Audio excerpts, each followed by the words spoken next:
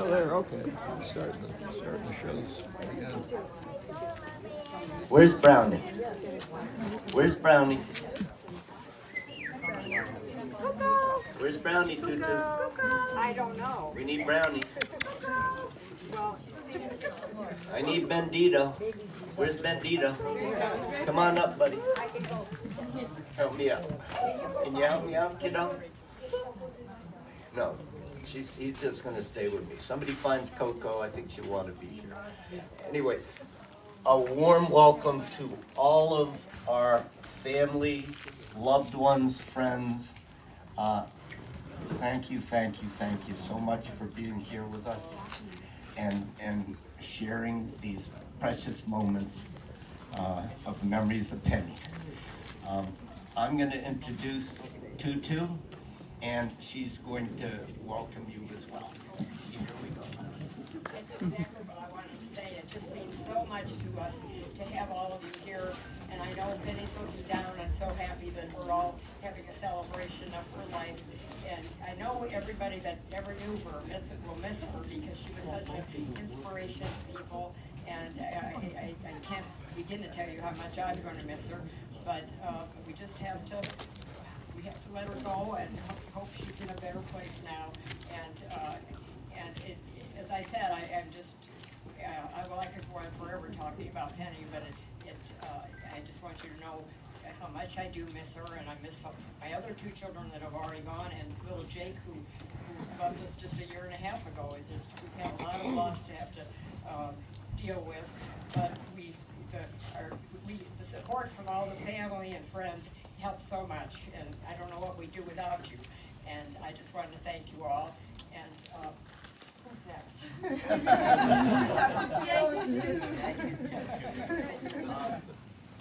Next, Rachel is going to say a few words, and we're going to be up here for some time. All right, guys. And before she does that, I think we're going to try to move the mic a little forward so people can see us. Oh, it's okay. I don't. Here we go. Yeah, no, it's. I got some bright lights and the Commodore. All right. Okay, I'm gonna try and get through this. Hold on. Help a brother out. Okay, so I wrote this last night and haven't looked at it again at about 1 in the morning, so let's just give it a go. Thank you. I have always said to know Penny is to love her. She does not fit on a page. I will not attempt to put her into words. All I can do is share a little bit of my own heart, the one she grew. My mom was what they would call a type B mom these days. Our life, especially before Giacomo, was messy. I ate my cereal out of a mixing bowl on the way to school. It was a foolproof way to avoid spills and just one of the many perfectly chaotic and effective time-saving life hacks that she used during the year we lived in Harvard student housing, as she simultaneously got her master's while single parenting a 7-year-old. This little breakfast technique gained us at least 8 extra minutes of sleep each night. She made it look so easy. But I will never forget waking up to the sound of her typing through the night during her CPA years or during her Harvard time when she refused to sacrifice any waking hours with me, so she would pull an all-nighter to get it all done. I would wake up and pad out to give her a hug, and after a moment of comfort, with a smile, she would send me back to bed while she stayed up till dawn, only to start the next day on the heels of the last. I can't imagine how she did it. It was messy and spontaneous and full of magic. She was so graceful in achieving her goals, pursuing her own happiness, and still giving me every reason to believe the earth spun on its very axis around us, around me. I was the center of a huge, beautiful universe. When she was a teacher, kids would chase us down the streets in Swampscott or Marblehead yelling, "Miss Munro, Miss Munro," like she was one of the Beatles. It made me so proud to be her daughter. She was basically a celebrity, but Penny's orbit included all of her loved ones near and far. Everyone here knows how special she made people feel. She offered people a profound gift of presence and connection. She asked questions that mattered. She saw people for who they were or wanted to be, with humor and sincerity. Part of her unmistakable brilliance was a deep curiosity and fascination with the human experience, specifically the individual perspectives. Penny was endlessly intrigued and enamored with each beautiful soul she encountered. She couldn't be left alone for 5 minutes in public without making a new best friend. My mom just loved people so much. And I never, not once in my entire life, doubted how much she loved me. I know that Jake, my beautiful baby brother, felt the same way. She stretched the universe to create an orbit around his special soul, just as she had done for me. We were so lucky to see the world the way she created it for us. Becoming a mother opened my eyes to so much, but most of all, it showed me Penny as I had never really seen her before. Magical, quietly heroic, even in her hardest moments, mothering me and then our Jakey with her whole heart every day, no matter the circumstance. She was my biggest cheerleader, every single day. No one has ever laughed more quickly or easily at my jokes. I could always count on her to build me up. I was always just a phone call away from feeling better about myself. And in perfect grandmother fashion, she truly made me feel like my kids are the cutest, smartest, most adorable humans to ever exist. My mother was my North Star. She was the absolute that shaped my entire worldview, gave me a navigation system, subtly and without drawing attention to herself as the magician. She hung the stars for me, for Jakey, for Giacomo, and as I walk my own path now with my kids, Bennett and Violet, and my husband Tyler, I can only hope to bring that same unconditional love, magic, and grace to my family and friends. My universe certainly looks so different now, and the night sky is missing her steady glow, but her guiding light will always be in my heart, the one she grew. Aww.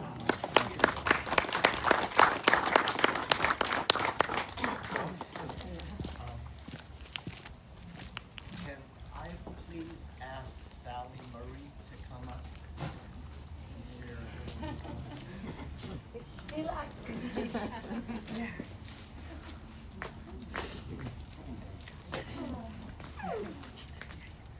I'm Jimmy's sister, Sally. She was beautiful. That's what I remember when I first met her. Just stunning, wicked smart, very perceptive, very intuitive, a great cook, let's not forget, an amazing teacher because she loved those kids, and Penny knew how to love people. She knew how to make you feel loved. But her superpower for me, and Rach, you're her masterpiece. For real. You're a beautiful lady, and I see her in you all the time. The biggest compliment. And you have this superpower also. The way she faced adversity with such a grace and spirit and so much positivity. So I'd like to read something that speaks to that.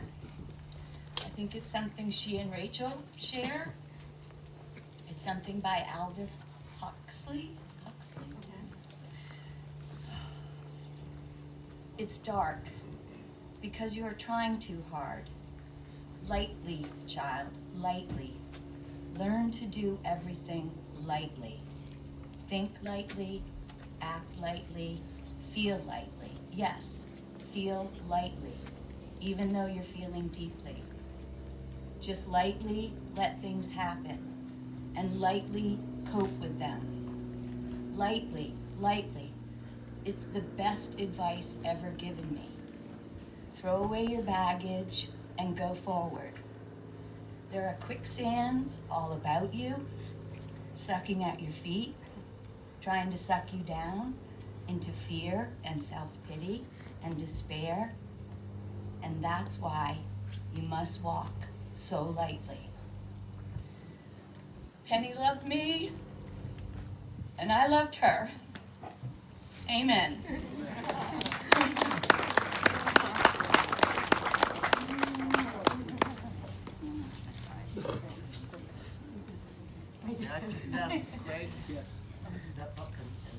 So, my mother, Jean Cameron, otherwise known as Grandma Jean, and Penny had a very special relationship, deep connection of love. But the most remarkable thing was that they could both speak full speed at the same time and listen to each other and not miss a beat. They shared such a love of nature, of people, and so I am going to share something from Penny through my mother. I give you this one thought to keep. I am with you still.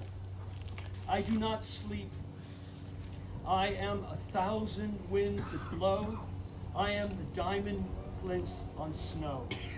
I am the sunlight on ripened grain. I am the gentle autumn rain.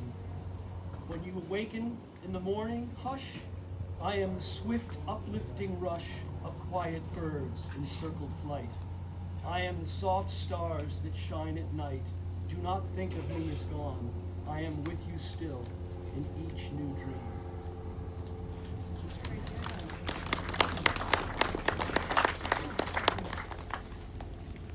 Helene, Miss Helene, can you please come up and help us, Helene?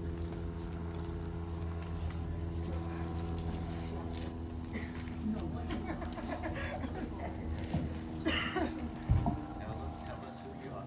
I've been enlisted. I'm Helene Spencer, and I am an old friend of the Burt family.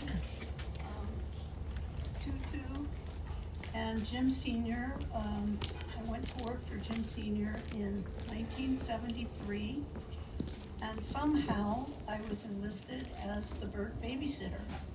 And that's when I first met Penny and Cindy and little Jim. And of course there was Rob. And here I was, a young professional trying to grow in my career, getting stuck with babysitting. Penny was the energizing force of 3 amazing kids who always got in trouble. And I'm not sure how I wasn't fired on the spot, but every time they came home from a trip, something wrong had happened. But I couldn't believe this young girl, Penny, who I believe was 15 at the time, just beautiful, smart, super sharp. I've never known a young woman as sharp as Penny was when she was young. And of course, she was always getting in trouble, staying out really late at night, getting me in big trouble.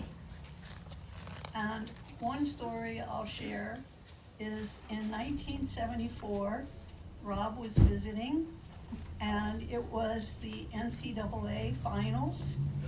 The Bruins, who were always in the finals, were playing against North Carolina, and Penny and Rob were rooting for North Carolina. And of course, the Bruins always won, except that year. And I decided I would never speak to Rob and Penny again. It was disastrous, but I'm glad I grew up a little bit and got over my loss. And Penny and I have been good friends since 1973. I miss her dearly. She had just this amazing spirit, and her energy was phenomenal even as a young person. And even when she made her dad so mad when she went to the University of Colorado and became so independent, I rooted for her silently, but never told Jim I was rooting for her.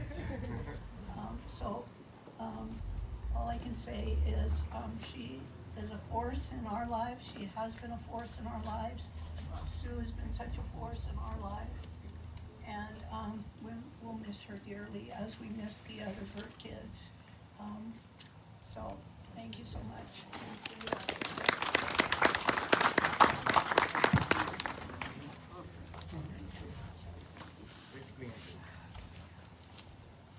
Rob Bacon, please. That was a perfect segue.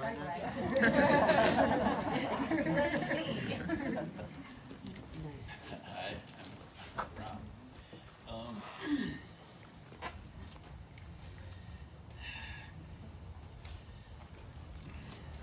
Penny, excuse me, Penny changed my life.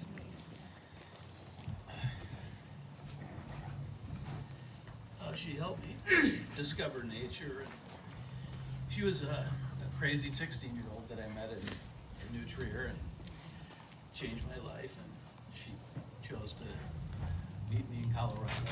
And, we started our life together.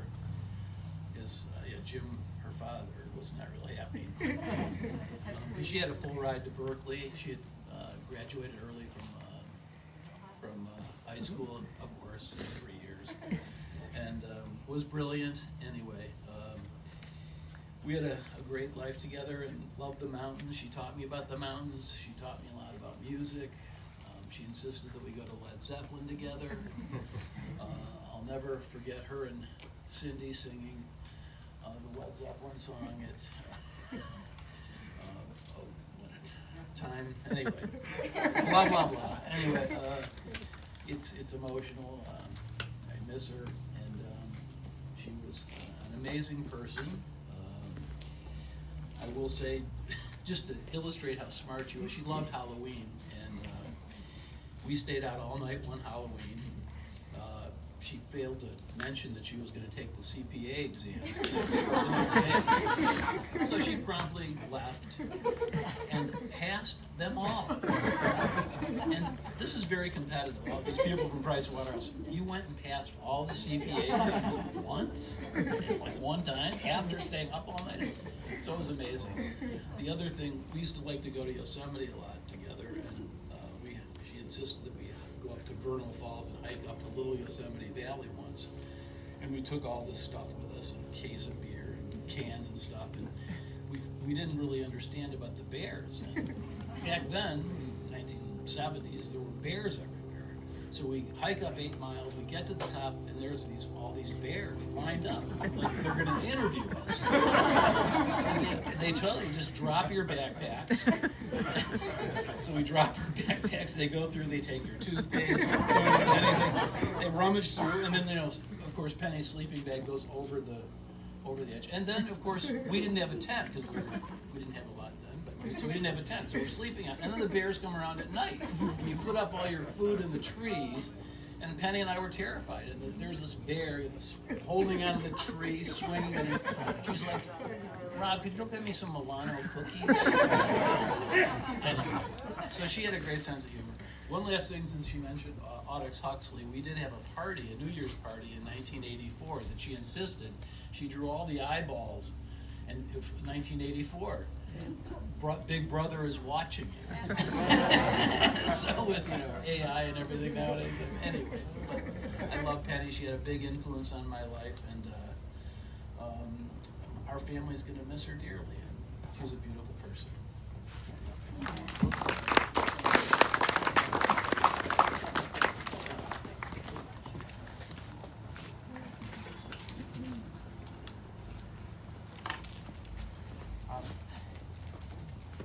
Joanie.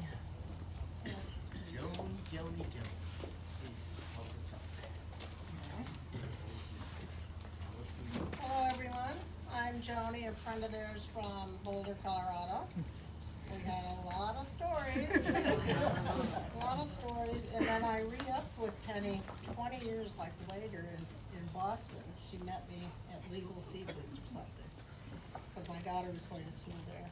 And then we were just tight again when she moved out here with Jakey. It was find us a house, single level. But anyway, we had a lot of wonderful times, and she was a blessing, so non-judgmental and so open for everyone. So I'm going to read a letter from a friend of hers that couldn't make it today, from Irene. So, Penny. Hello, Rachel, Jim, Tutu, if I may, and everyone else gathered to celebrate our beautiful Penny. I still regret not being able to join all of you today. Girls,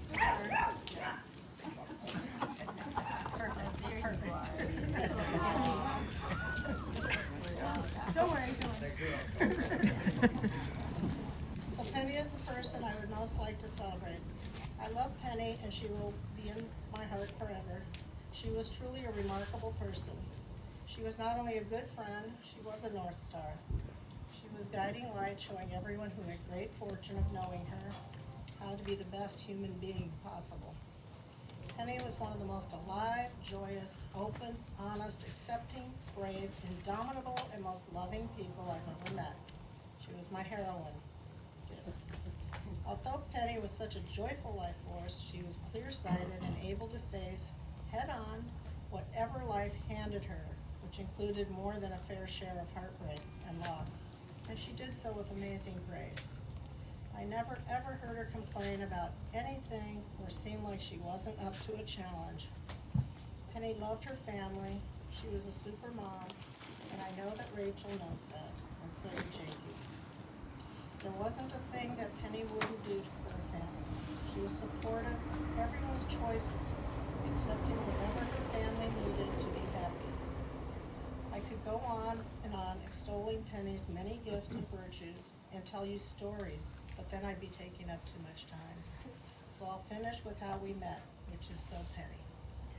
Penny had just moved to Cambridge, Massachusetts from the West Coast to start the program at Harvard's Graduate School of Education with the goal of becoming a math teacher. I lived a half block away from the graduate student housing where she was moving into. I was walking home with my daughter, who was approximately the same age as Rachel, and they were about 8 years old at the time. I saw a beautiful, tall, sandy-haired woman unloading things from her car, smiling at me. As I got closer, she stopped me and introduced herself and told me how she had just moved to Cambridge and said, "I don't know anybody here and I could use a friend. You look like fun. Would you like to be friends?" I had the good sense to say sure, and we exchanged numbers, and that was how we became friends with our wonderful Penny. As I was walking away, I was thinking to myself, wow, that was a delightful surprise. Who does that? Who stops someone on the street and asks them if they want to be friends? When I look back on that day, which I have many times, I thank and will forever thank the universe for literally putting Penny in my path and blessing me with one of the best gifts anyone could receive. In the spirit of Penny, I am sending you all much love and hope that you are planning on playing some Tom Petty. Thank you everyone for coming. And I could go on and on and on.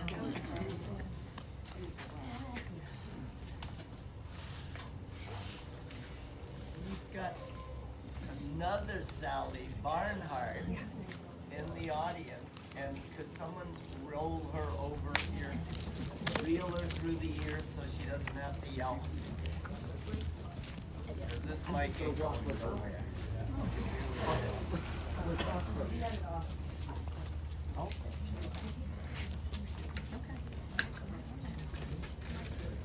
If I fall down, I know. it's because Penny is laughing.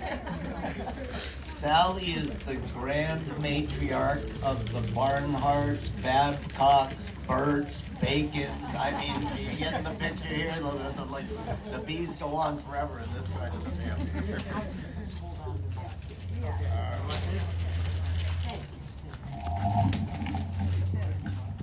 That was a very, very. Are you ready? I'm You were ready. born ready.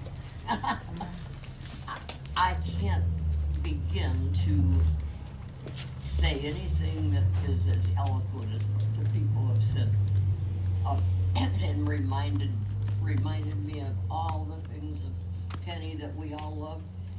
But you know, there's just something else that I think a lot of us sense when you were together with her. Just, you had the feeling that it was just you and her, because we were gonna have fun, we were gonna do things that maybe we shouldn't do. And that's considering I'm a little bit older than she was, it was not the easiest thing to do. Anyway, she was my love, and I will miss her, as I know all of you will too, every single day. Would you like me to read this? Okay. This is from Jim.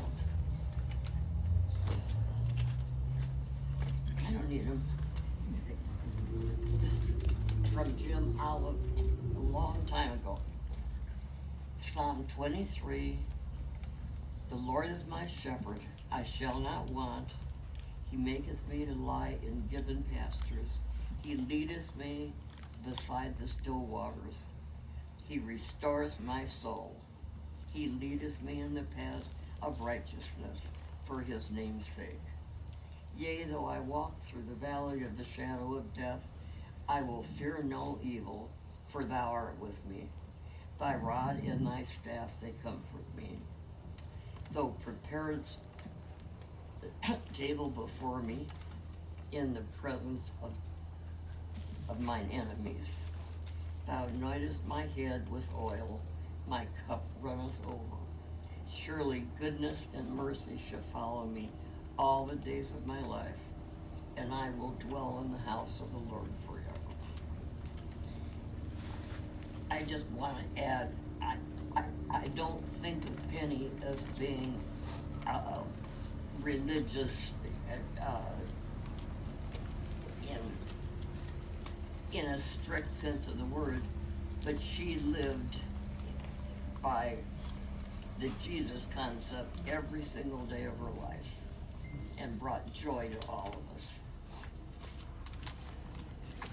Thank you.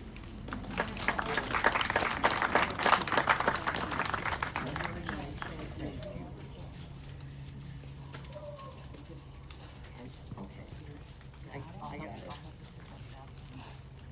The journey is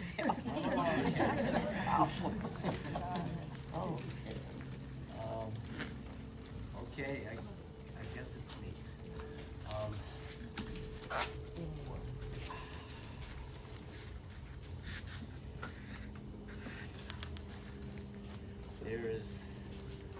There is a paper posted on the printer on about 2,000 words. Anybody wants to read it, go ahead.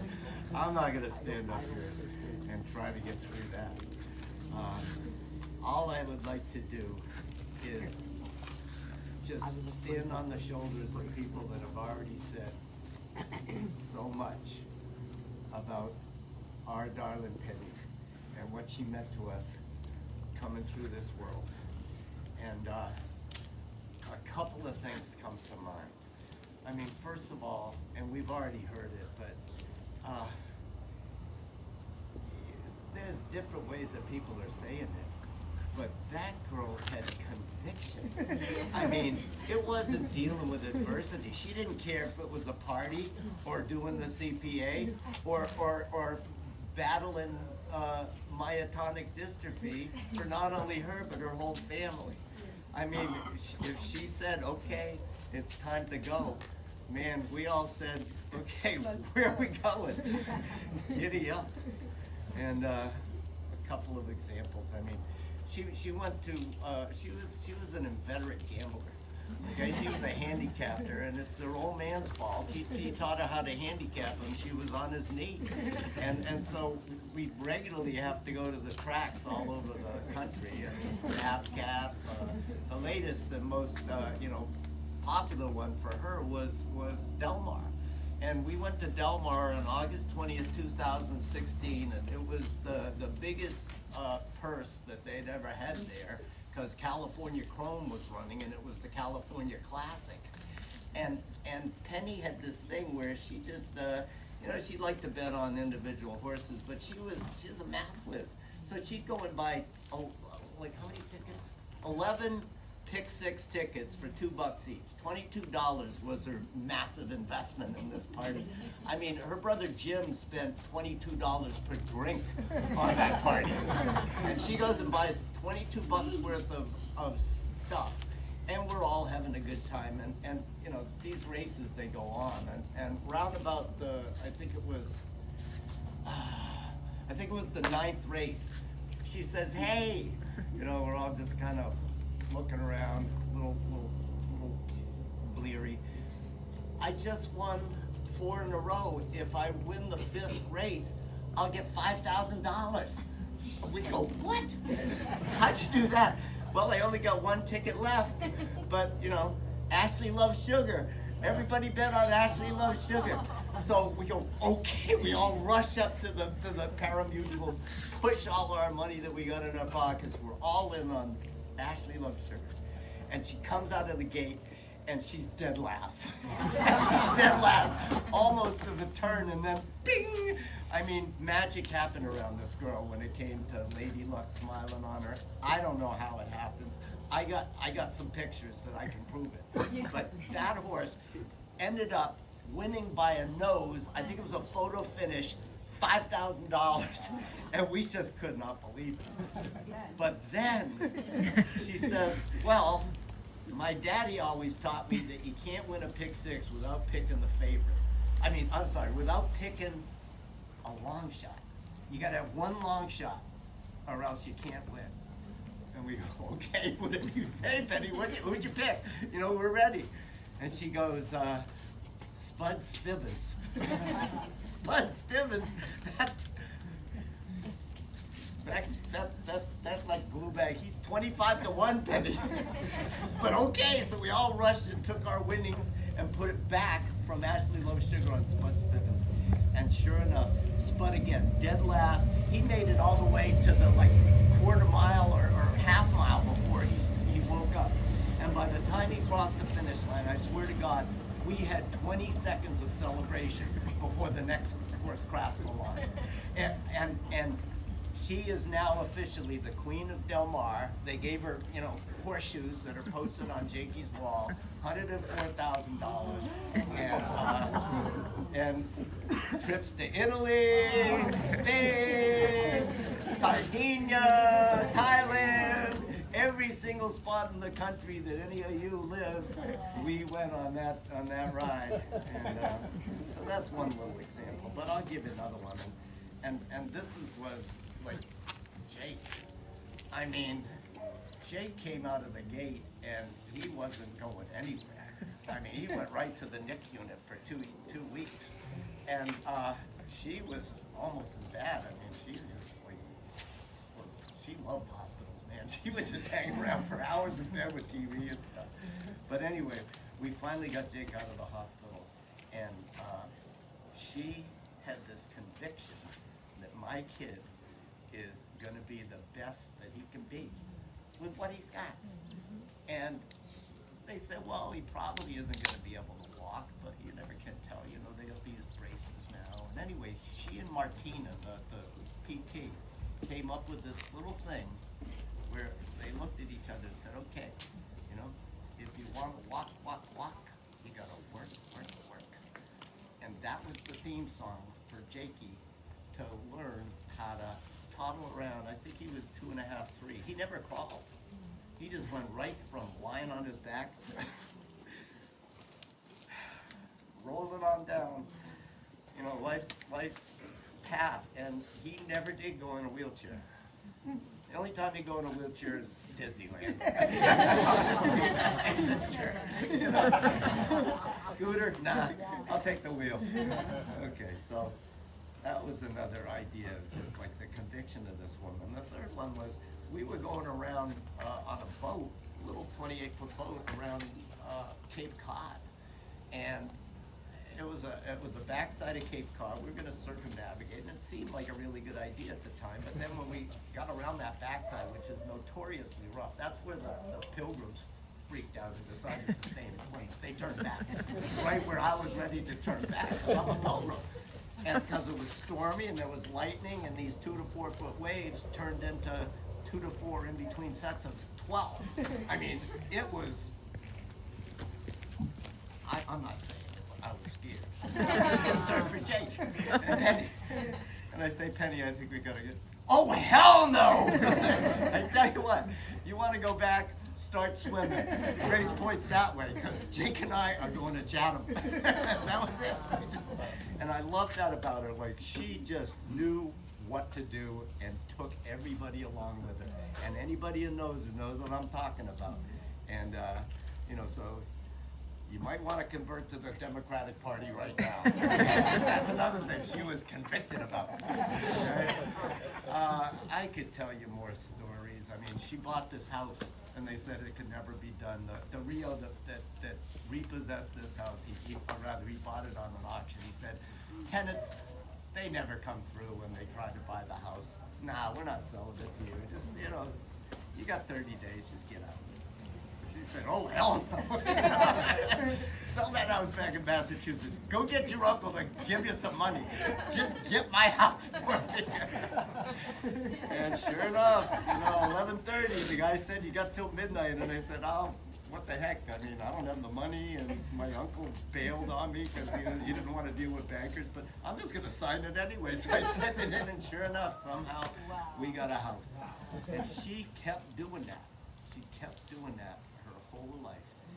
And the only time I saw where her conviction, it didn't really fail her. It just was time. It was in that hospital when her heart just, that wonderful heart that we all love and just pumped so much love into all of us. She just couldn't keep going. And we all went up to her. It took a nurse, it took Rachel, it took me, it took Tutu. We all had to explain to her, you did it, but there ain't any more to do, darling.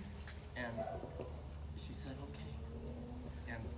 And around there was a party in the deathbed room.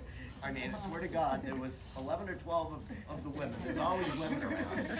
And where were you, Vendito? There was just me and 12 women, and I'm holding her hand, and I'm going, where's the decorum?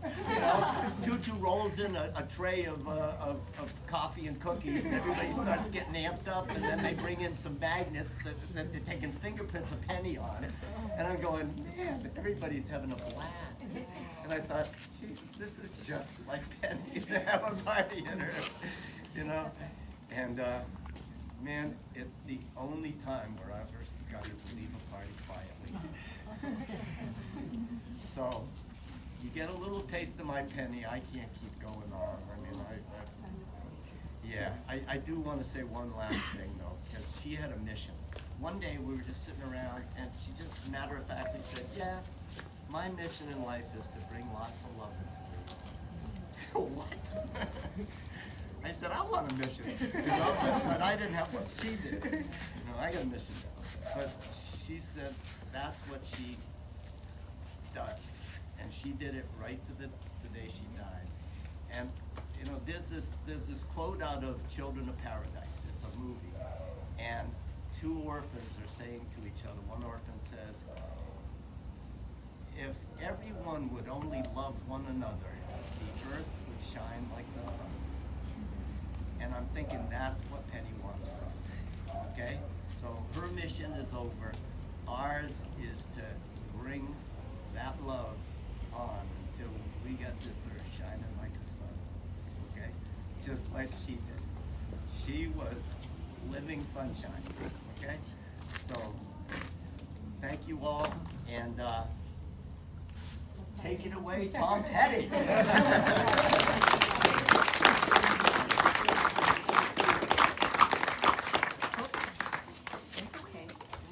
Now, I don't know what you all are doing, but I'm going to relax. Yeah. Yeah. There's the party starts now, so there's drinks and there's tacos and there's